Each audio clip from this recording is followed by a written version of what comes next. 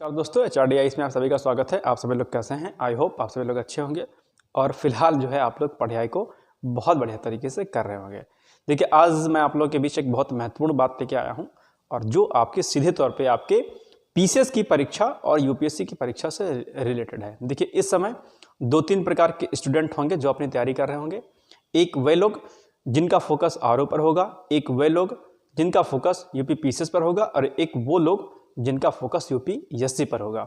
फिलहाल हम बात करेंगे आरओ एआरओ के छात्रों के लिए और यूपी पीसीएस के लिए। ठीक, तो इनमें से कुछ ऐसे छात्र होंगे जिनका फोकस जो है इन दोनों ही एग्जामों पर होगा, यानी कि आरओ पर भी होगा और पीसीएस पर भी होगा। और एक वे लोग होंगे जिनका फोकस किसी एक परीक्षा पर होगा। ठीक, तो अगर आप एक्सपीरियंस्ड होंगे, आप लगातार तैयारी कर रहे होंगे, तो निश्चित तौर पर आपका फोकस दोनों एग्जाम पर होगा। और अगर आप बिगिनर्स होंगे तो जाहिर सी बात है कि आपका फोकस जो है आरओ एआरओ पर होगा निश्चित तौर पर। राइट, तो जो बात आपसे करनी है वो ये करनी है कि अगर आपका फोकस दोनों परीक्षाओं पर है या फिर आपका फोकस यूपी पीसीएस की परीक्षा पर है, तो चूंकि प्री का एग्जाम जो है अब लगभग डेट एक्सपेक्टेड जो भी है आप लोग को सब जानते ही हैं।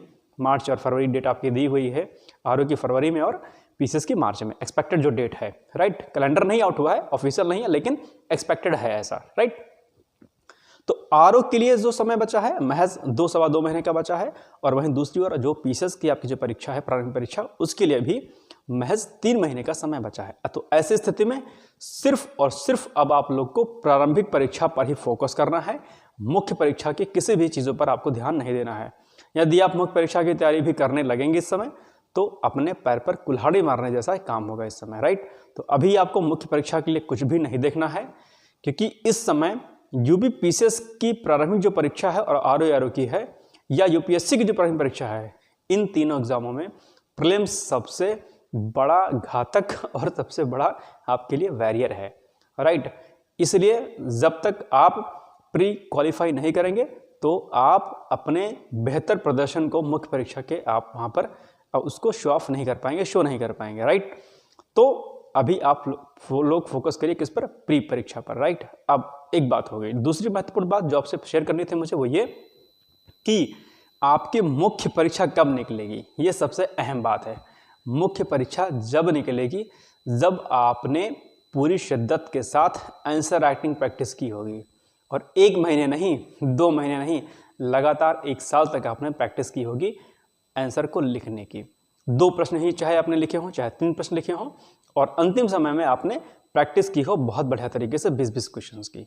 ठीक है, लेकिन दुख की बात यह है, हैरानी की बात यह है कि दिल्ली जैसे प्रतिष्ठित शहर में, है ना, जहाँ पर इतने बड़े बड़े आईएएस ऑफिसर और इतने बड़े अधिकारी निकलते हैं, पीसीएस के बच्चे निकलते हैं, वहाँ के बहुत सारे बच्चों से अगर आप बात करेंगे तो लगातार वो कोचिंग कर रहे होते हैं। तो उनसे अगर मैंने अक्सर मेरी बात अगर होती है तो मैं उनसे पूछता हूँ कि आप ये बताओ मुझे कि क्या आपने आंसर राइटिंग प्रैक्टिस की? क्या आपने 3 घंटे 20 क्वेश्चन कभी लिखा आपने? तो पहले तो कुछ देर चुप रहेंगे और फिर बोलेंगे कि सर नहीं किया है, मैंने प्रैक्टिस नहीं किया, अभी तक मैंने की ही नहीं है। एक बात। दूसरे वो लोग मिलेंगे, अच्छा, इन्हीं से अगर आप पूछें कि चलो हाँ, इसमें ये बात ये बोलेंगे कि सर 3 घंटे तो मैंने बैठ के नहीं लिखा है, लेकिन सर जो कोचिंग में कराते थे वो मैं करता था। अच्छा ठीक है, ओके, तो अब ये बताओ कि जो कोचिंग में जो डेली आपको कराते थे, क्या आपने वो डेली राइटिंग प्रैक्टिस जो है आपने अपने कोचिंग समय जो आपका था अंतिम जो कोर्स पूरा होने के, क्या आपने लगातार प्रैक्टिस की? तो जवाब आएगा नहीं की। तो कहने का मतलब क्या हुआ कि ना तो उन्होंने किसी टेस्ट सीरीज के माध्यम से कोई काम किया, आंसर राइटिंग प्रैक्टिस किया, और ना ही उन्होंने जो रेगुलर क्लास में जो उनके कराया जाता था वो उन्होंने किया। और ये सबसे घातक और सबसे जो है अवरोधक है आपके एग्जाम को ना क्वालिफाई करने का। सिविल सर्विसेज की अगर आप तैयारी कर रहे हैं, चाहे यूपीएससी की तैयारी कर रहे हैं, चाहे यूपी पीसीएस की तैयारी कर रहे हैं, या किसी अन्य राज्य लोक सेवा आयोग के पीसीएस की तैयारी कर रहे हैं, अगर आपने मुख्य परीक्षा के लिए आंसर राइटिंग प्रैक्टिस अगर आपने नहीं की है, उत्तर लेखन का कार्य अगर आपने नहीं किया है, तो आपका एग्जाम क्रैक हो ही नहीं सकता है। किसी के ऊपर भगवान ने हाथ रख दिया हो कि जा बेटा तेरा तो मैं बिना लिखे जो बेड़ा पार कर दूंगा, वो एक अलग केस हो गया। अन्यथा इस अपवाद को छोड़ते हुए किसी भी व्यक्ति का, किसी भी बच्चे का सिलेक्शन हो ही नहीं सकता है कि जब तक वो प्रैक्टिस नहीं करे। आप एक बात बताइए, आपने ग्रेजुएशन में एग्जाम लिखा होगा अपने पीजी में एग्जाम लिखा होगा, 5 क्वेश्चन लिखने होते हैं आपको, और 5 क्वेश्चन लिखने के बाद जो है तब 3 घंटे लिखने के बाद जब आप घर पे आते हैं तो आपका एक ही मन करता है कि बस मैं सो जाऊं और अगले दिन जो है एग्जाम आपका ना रहे। और यदि कहीं किसी दिन अगले दिन एग्जाम रहता है तो पूरी तरीके से आप परेशान हो जाते हैं, हताश हो जाते हैं। लेकिन वहीं दूसरी ओर अगर आप यूपी पीसीएस के एग्जाम देंगे, ठीक, या फिर आप यूपीएससी का एग्जाम देंगे तो लगातार आपको 4 दिन तक 5 दिन तक आपको एग्जाम देना होता है। और मजेदार बात यह है कि न सिर्फ आपको एक पेपर लिखना होता है बल्कि 3-3 घंटे के आपको 2 पेपर जो है आपको करने होते हैं, ठीक, और 20-20 क्वेश्चन करने होते हैं। और सबसे बड़ी बात यह है कि टू द पॉइंट आपको लिखना होता है, कुछ भी अननेसेसरी कूड़ा कबाड़ा आपको नहीं लिखना होता है। बीए की कॉपी यानी बीए नहीं, किसी भी ग्रेजुएशन की कॉपी में अगर आप देखें तो वहाँ पे अगर आप कुछ भी लिख के चले आते हैं तो मार्क्स एटलीस्ट आपको मार्क्स मिल जाते हैं, पासिंग मार्क्स आपको मिल जाते हैं, आप पास हो जाते हैं, कोई दिक्कत वाली बात नहीं होती है। कहीं भूल जाते हैं तो भी काम चल जाता है। यूपीएससी की कॉपी में, पीसीएस की कॉपी में ऐसा बिल्कुल भी नहीं होता है। वहाँ पर आपकी छोटी छोटी गलतियाँ भी आपसे आपकी देखी जाती हैं और आपका जो प्रेजेंटेशन होता है और जो पूछता है, ये सब चीज़ें वहाँ पर मायने रखती हैं। और हर प्रश्न की प्रकृति भी अलग अलग होती है। किसी प्रश्न में आपसे पूछेगा इसकी आलोचना कीजिए, किसी प्रश्न में पूछेगा इसकी टिप्पणी लिखिए, किसी प्रश्न में पूछेगा इसकी समालोचनात्मक टिप्पणी कीजिए, ठीक, किसी प्रश्न में पूछेगा इसकी व्याख्या कीजिए। प्रश्नों की प्रकृति जो है, उसका जो नेचर होता है वो अलग अलग होता है और उसके नेचर के अकॉर्डिंग ही हमें लिखना होता है, ठीक। आंसर के 3 पार्ट होते हैं, इंट्रोडक्शन होता है, मेन बॉडी होती है और कंक्लूजन ड्रा करना होता है हमें। सबका इंट्रोडक्शन अलग होगा, सभी क्वेश्चंस का आपका जो है कंक्लूजन अलग होगा और बहुत ही बैलेंसिंग अप्रोच के साथ होगा। ये चीज़ें आपको समय के साथ आती हैं, ठीक। जीएस के सारे पेपर्स को आपको इंटीग्रेटेड करना होता है, उसके बाद आती हैं और करंट की चीज़ें और अलग अलग मिनिस्ट्री की साइट्स की जो रिपोर्ट्स होती हैं, जो अलग अलग जो गवर्नमेंट के जो डेटाज होते हैं वो लिखना होता है। एआरसी रिपोर्ट्स जो होती हैं, सेकंड एआरसी जो होती है, ठीक है, उसकी कुछ इंपॉर्टेंट कोटेशंस को, उसके इंपॉर्टेंट डेटा को लिखना होता है। और ये चीज़ें एक दिन में नहीं होती हैं जब तक कि आप लगातार प्रैक्टिस नहीं कर रहे होते हैं। तो इसी क्रम में आपको मैं बताना चाहता हूं कि अभी आप लोग प्रारंभिक परीक्षा की तैयारी करिए। अप्रैल माह से 1 अप्रैल से हम लोग मेंस की आंसर राइटिंग प्रैक्टिस शुरू करेंगे। यूपी पीसीएस की हम लोग शुरू कर देंगे 1 अप्रैल से और यूपीएससी की हम लोग शुरू करेंगे जून के फर्स्ट वीक से, राइट। तो और हम लोग डेली प्रैक्टिस करेंगे। पहले हम 2-2 प्रश्न करेंगे, उसके बाद 3 करेंगे और धीरे धीरे करके हम लोग बढ़ाते हुए चलेंगे प्रश्नों को। और एक एक छोटी छोटी जो बारीकियां होती हैं वो आपको सब सिखाई जाएंगी।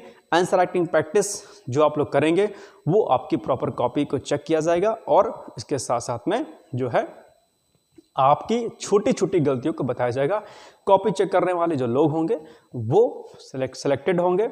ऐसा नहीं होगा कि कोई भी आपकी कॉपी चेक कर देगा, क्योंकि कोई भी कॉपी अगर चेक कर देगा तो दरअसल ये आपके साथ धोखा होगा, राइट। हालांकि एक्सपीरियंसेस बहुत इंपॉर्टेंट चीज़ होती है, लेकिन बावजूद इसके आपकी कॉपीज़ को सही तरीके के साथ चेक किया जाएगा। अन्याय बिल्कुल नहीं किया जाएगा, निश्चिंत रहिएगा। और सिलेक्शन दिलाने की जो रिस्पॉन्सिबिलिटी होगी HRD की होगी। मैं आपसे वादा करता हूं, अगर आप मेहनत करने के लिए तैयार होंगे, अगर आप डेली पसीना बहाने के लिए तैयार होंगे तो हम आपके साथ खड़े हैं।